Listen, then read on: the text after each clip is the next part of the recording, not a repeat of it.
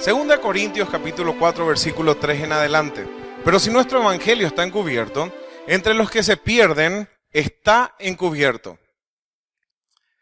Literalmente, nos ama la palabra encubrir en el original y es algo que está tapado y no puede ser visto de ninguna manera.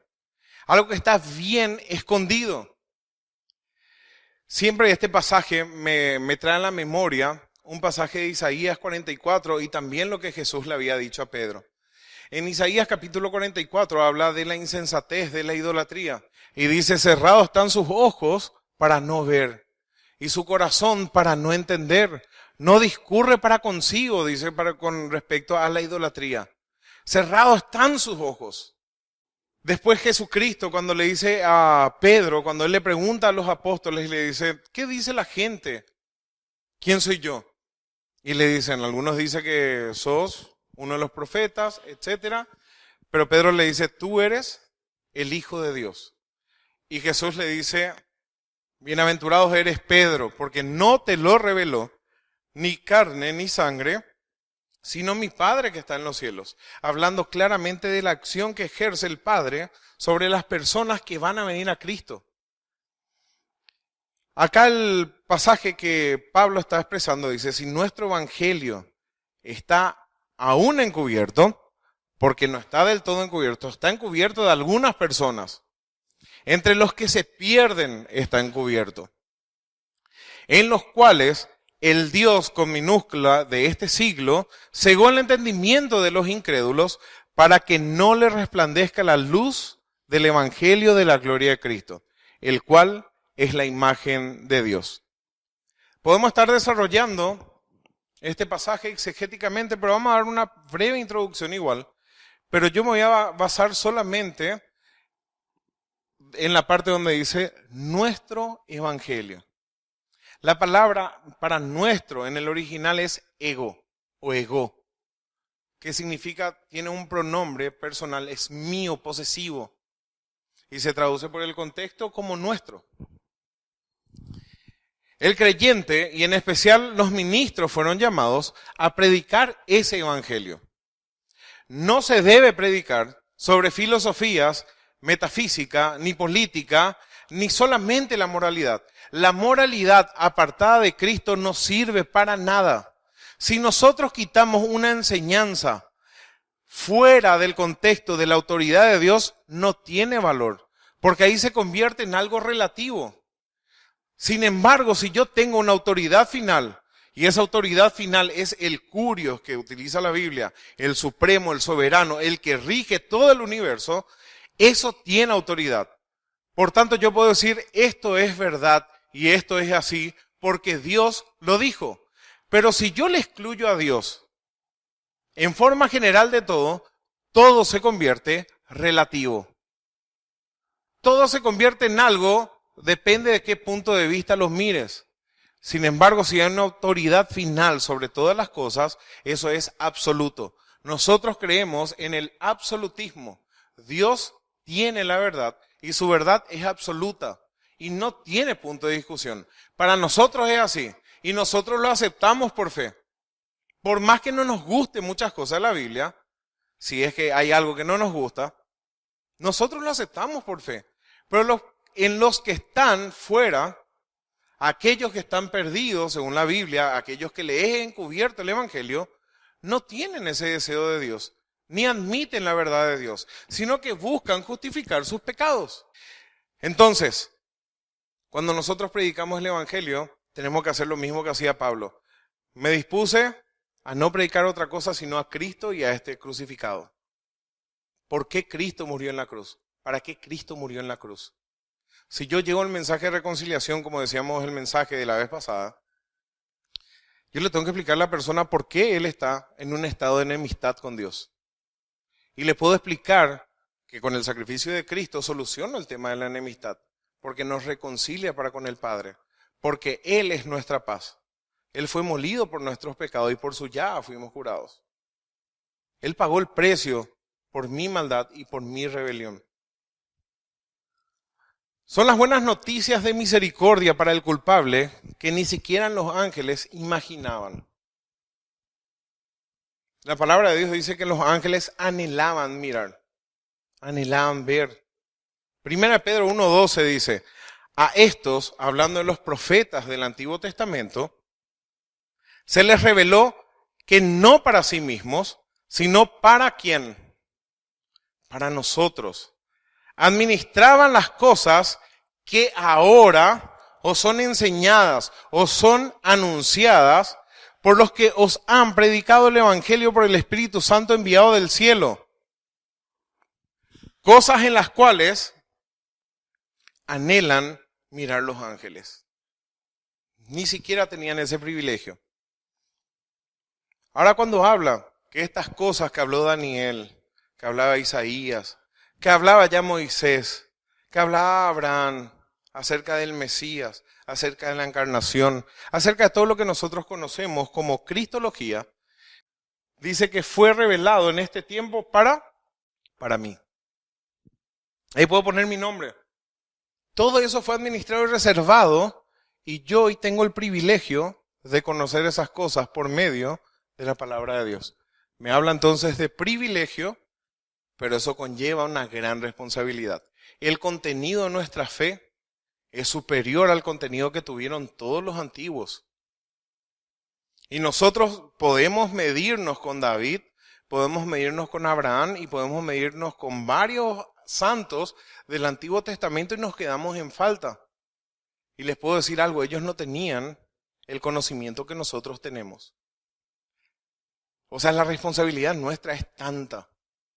Hoy lo tenemos todo. Y como si fuera poco, tenemos el Espíritu Santo en forma personal, morando en nosotros y guiándonos a toda la verdad. Guiándonos a toda la verdad. ¿Verdad que sí? Muchas veces nos ponemos a pensar cómo habrá sido Jesucristo caminando con sus apóstoles. ¿Será que hacían bromas cuando comían? ¿Cómo era? Y tenemos algunas pistas en los evangelios. Pero sin embargo, cuando habla el Espíritu Santo, el Consolador, la palabra es Paracletos. El Consolador, uno igual, el que está al lado, el que nos guía, el que nos redarguye pecado, justicia y juicio. Es igual. Dios está con nosotros hoy, con cada uno de nosotros, todo el día. Él nos guía a toda la verdad. O sea, Él nos enseña lo que dice Dios. Muchas veces no somos sensibles a la voz del Espíritu Santo. Y anulamos eso como resistiendo a lo que dice la palabra de Dios. La palabra mirar literalmente significa esto: encorvarse para mirar profundamente hasta el fondo de una cosa.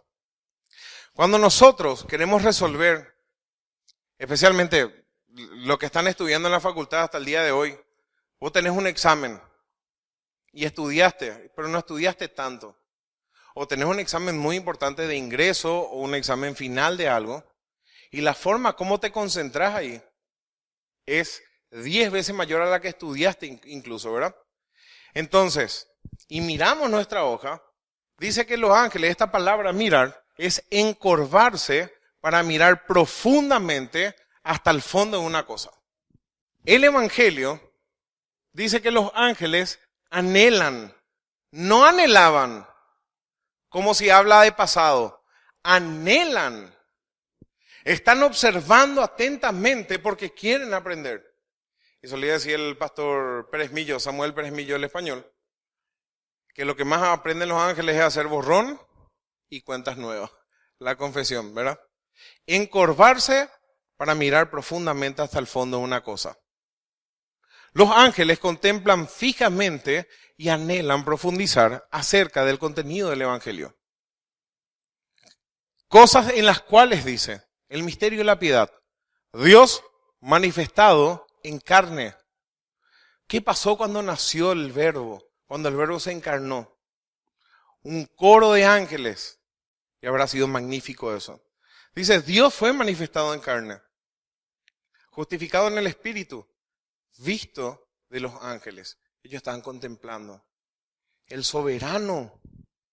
El jefe de los ejércitos de Dios.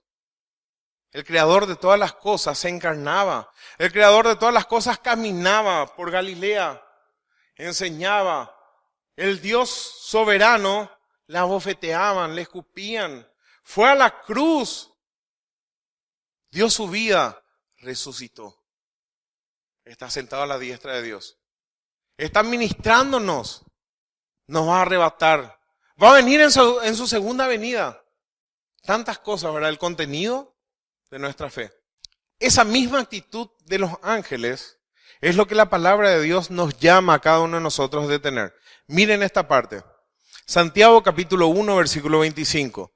Mas el que mira atentamente en la perfecta ley, la de la libertad, y persevera en ella, no siendo oidor olvidadizo, sino hacedor de la obra, este será bienaventurado en lo que hace. Miren bien, el que se encorva para mirar hasta lo más profundo, para estar atento de lo que significa lo que está escrito allí, me habla de razonamiento, me habla de escrutinio, me habla de perseverancia.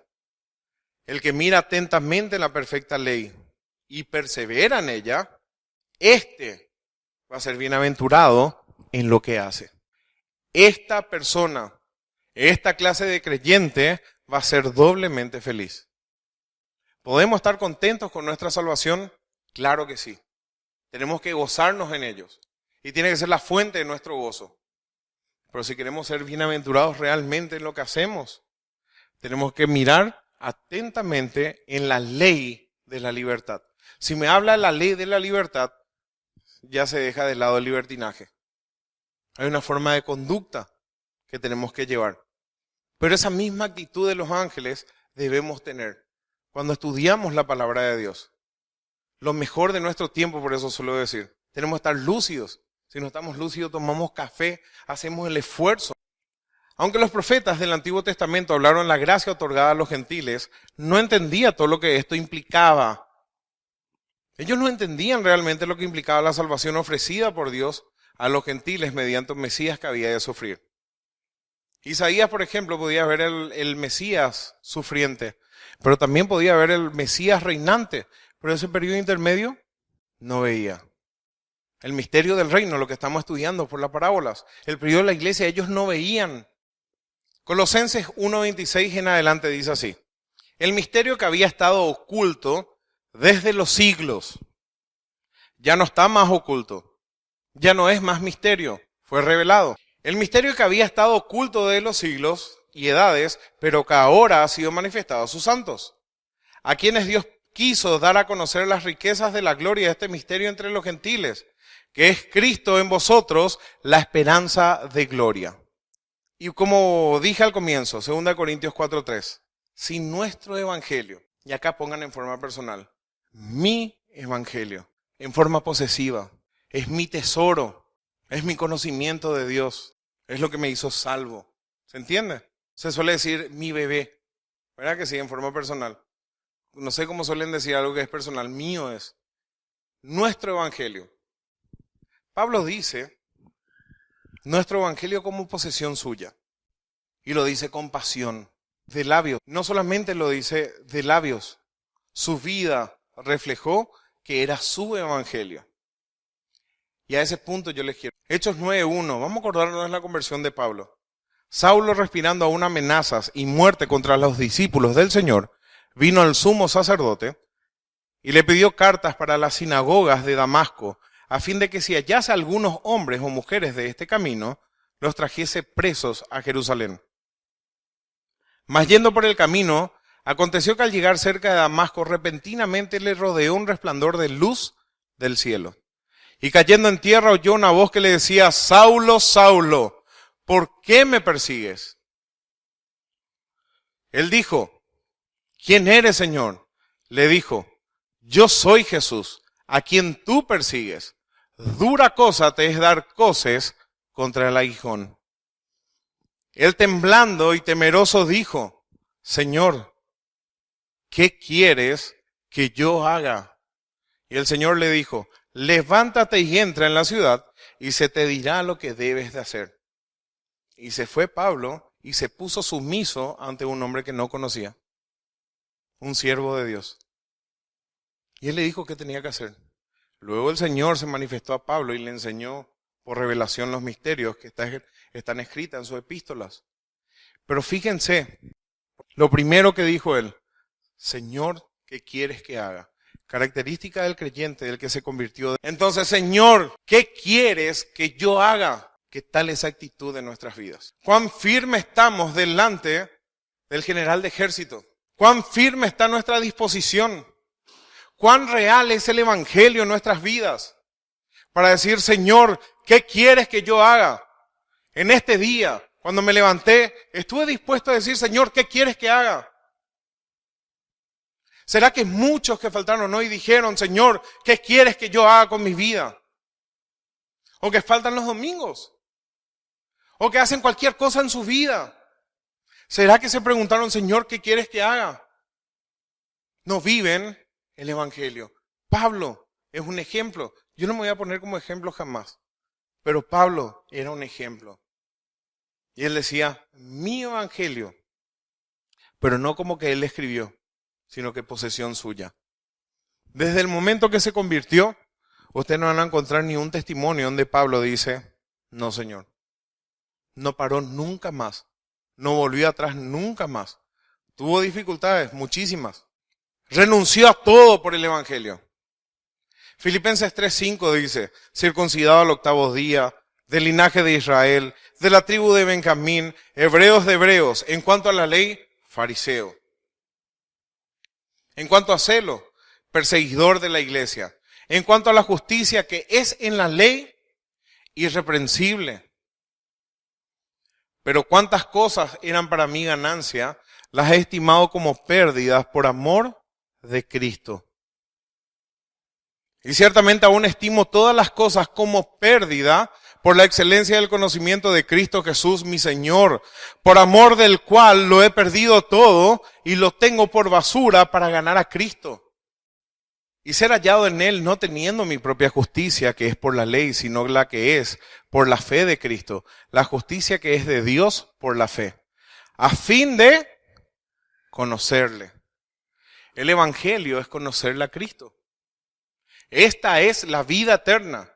Que te conozcan a ti, el único Dios verdadero, y a Jesucristo a quien has enviado. Capaz no entendemos todavía todo el evangelio. Y yo estoy seguro que nos falta mucho para entender todo el evangelio. Entendemos varias cosas, pero nos faltan muchísimos. A fin de conocerle y el poder de su resurrección y la participación de sus padecimientos, llegando a ser semejante a él en su muerte. Miren el objetivo de vida de Pablo. Él empezó al revés de lo que empezamos muchos. Él estaba en la cima de lo que el mundo le podía ofrecer. ¿Se entiende? Totalmente al revés hizo él. Dejó todo eso y vivió para ser hallado fiel en Cristo. Se hizo copartícipe del evangelio. 1 Corintios 9:16 dice, pues si anuncio el evangelio, no tengo por qué gloriarme, porque me es impuesta necesidad. Y ay de mí si no anunciare el evangelio. Por lo cual, si lo hago de buena voluntad, recompensa tendré. Qué interesante la palabra de buena voluntad. ¿Qué pasa si no haces de buena voluntad? Cualquier cosa para el Señor. No importa que sea. ¿Va a tener recompensa? No. ¿Se convierte en qué? Directamente, heno, madera o hojarasca. Se quema. No pasa al tribunal de Cristo. Pérdida de tiempo. Pérdida de esfuerzo de balde. Más de algunos aplausos no sirven para nada. Por lo cual, si lo hago de buena voluntad, recompensa tendré. Pero si de mala voluntad, miren lo que dice, la comisión me ha sido encomendada. Pero de buena voluntad vas a tener encima de que estás cumpliendo la voluntad de Dios, vas a tener recompensa. Empleados. Muchos fuimos empleados, ¿verdad? Y hay muchos que son empleadores hoy día. Lo peor que hay es tener un empleado con cara larga. Le quede tirar cualquier cosa, ¿verdad? Que si no da gusto. 1 Corintios 9:18. ¿Cuál pues es mi galardón? Que predicando el evangelio, presente gratuitamente el evangelio de Cristo para no abusar de mi derecho en el evangelio.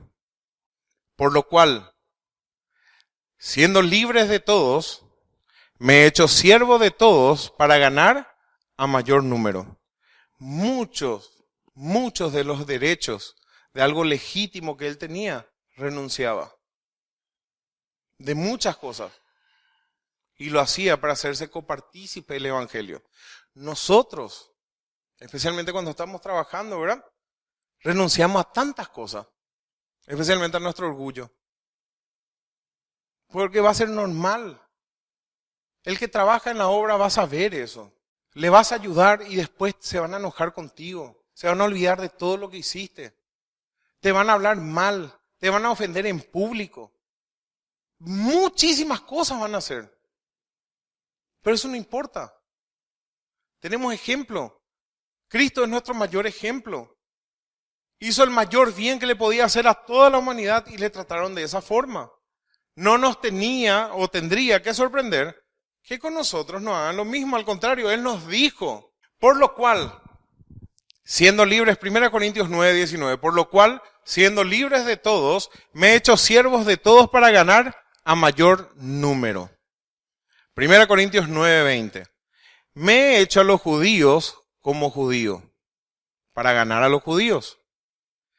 A los que están sujetos a la ley, aunque yo no esté sujeto a la ley, como sujeto a la ley, para ganar a los que están sujetos a la ley. 1 Corintios 9, 21. A los que están sin ley, como si yo estuviera sin ley, no estando yo sin ley, sino bajo la ley de Cristo, para ganar a los que están sin ley. Me he hecho débil a los débiles, para ganar a los débiles, y a todos me he hecho de todo, para que de todos modos salve a algunos. Y este pasaje fue tan mal interpretado que ya hay discotecas, ya hay un montón de cosas, siendo que la Biblia, cuando la Biblia te dice lo que te es lícito es lo que la Biblia te dice sí. Y lo que no es lícito es lo que la Biblia te dice no. Dice, todo me es lícito, pero no todo conviene. Incluso dentro de lo que es lícito, hay cosas que no convienen. Como por ejemplo, le era lícito comer carne a los corintios, pero no frente a uno que era nuevo y que le veía a él que tenía conocimiento y pensaba que estaba bien comer carne sacrificada a los ídolos. Entonces el débil en la fe pensaba que estaba bien eso. Y era tentado a comer como a sacrificar a los ídolos. Pero yo no comía con esa intención, pero con mi conducta le motivé a hacer eso. Y esto lo hago por causa del Evangelio, para hacerme copartícipe de él. Hay muchas formas donde nosotros podemos hacernos copartícipes con el Evangelio. Principalmente y obligatoriamente es según los dones que recibimos. 1 Corintios 94. ¿No sabéis que los que corren en el estadio, todos a la verdad corren, pero uno solo se lleva el premio? Corred de tal manera que lo obtengáis. Todo aquel que lucha, de todo se abstiene, ellos a la verdad para recibir una corona corruptible, pero nosotros una incorruptible. Así que yo de esta manera corro, no como a la aventura, de esta manera peleo, no como quien golpea el aire, sino que golpeo mi cuerpo y lo pongo en servidumbre, no sea que habiendo sido heraldo para otros, yo mismo venga a ser eliminado. Y habla del contexto de la carrera que se da en la Olimpiada. Por eso no tenemos que quitar ese contexto. Él predicó constantemente. Vivió el Evangelio. Colosenses 1:28. ¿A quién anunciamos? Y esto es lindo, porque habla en plural, ¿verdad? No solamente él, sino que quiénes, los que estaban al lado suyo. ¿A quién anunciamos? Dice, amonestando a todo hombre y enseñando a todo hombre en toda sabiduría, a fin de presentar perfecto en Cristo Jesús a todo hombre.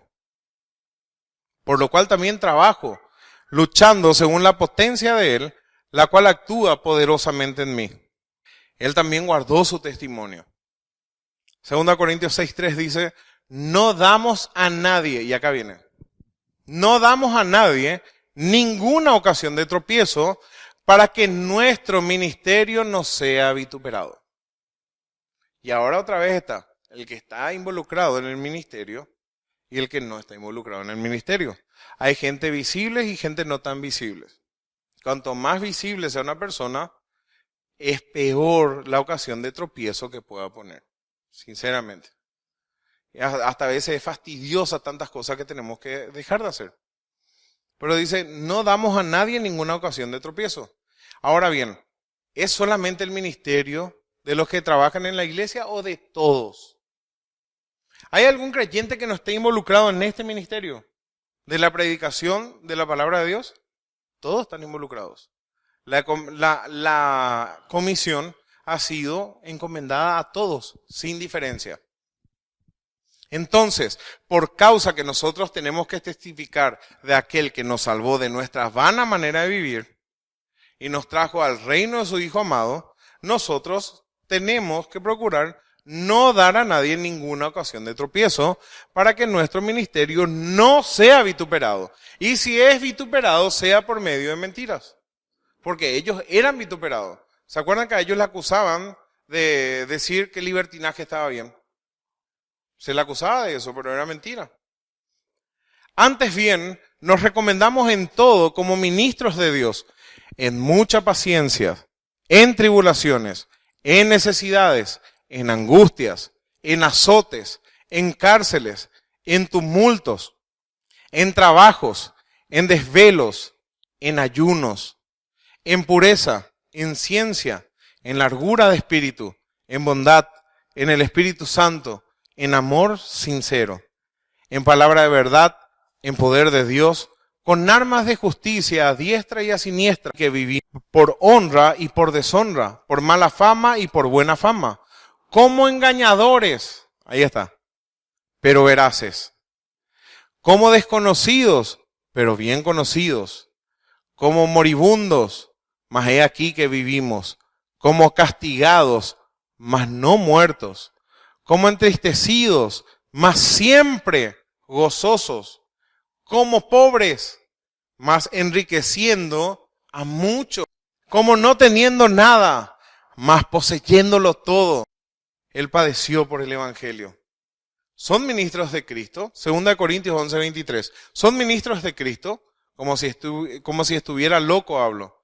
Yo más, en trabajos más abundante, en azotes sin número, en cárceles más, en peligros de muerte muchas veces. Versículo 24. De los judíos, 5 veces he recibido 40 azotes menos 1. 3 veces he sido azotado con varas, 1 vez apedreado. 3 veces he padecido naufragio. 1 noche y 1 día he estado como náufrago en alta mar. Vean esas películas y si te agarra un tifón de las olas gigantes que tienen en un barco de madera. ¿Cuántas de estas cosas tiene que pasar para que nosotros dejemos de predicar? Dejemos de dar de testimonio de Cristo y que no desanimemos y que ni siquiera queramos venir a la iglesia. En caminos muchas veces, en peligros de ríos, peligros de ladrones, peligros de los de mi nación, peligros de los gentiles, peligros en la ciudad, peligros en el desierto, peligros en el mar, peligros entre falsos hermanos, en trabajo y en fatiga, en muchos desvelos, en hambre y sed, en muchos ayunos, en frío y en desnudez. Y además de otras cosas, lo que sobre mí se agolpa cada día, la preocupación por todas las iglesias. ¿Quién enferma y yo no enfermo? ¿A quién se le hace tropezar y yo no me indigno? Mira, sinceramente el testimonio de Pablo era una persona que vivía el Evangelio y estaba dispuesto a dar su vida por el Evangelio. Miren, anduvo náufrago por alta mar. Estuvo en el desierto, en trabajo y en fatiga, sin dormir, pasando hambre y pasando sed. Y además de otras cosas que no menciona. ¿Qué han de ser que esas otras cosas que no menciona? Spurgeon dice lo siguiente. Bien podía llamarlo Pablo nuestro evangelio, porque lo había salvado a él, el primero de los pecadores, convirtiéndolo en un amado apóstol de Jesucristo. Él bien podía llamarlo nuestro evangelio, porque lo había sostenido firme en tiempos de persecución y en medio de todos los peligros a los que había estado expuesto, y por el que finalmente ofrendó su vida como sacrificio. También debe ser nuestro evangelio para tenerlo y guardarlo, o de lo contrario, no podemos predicarlo con ningún poder.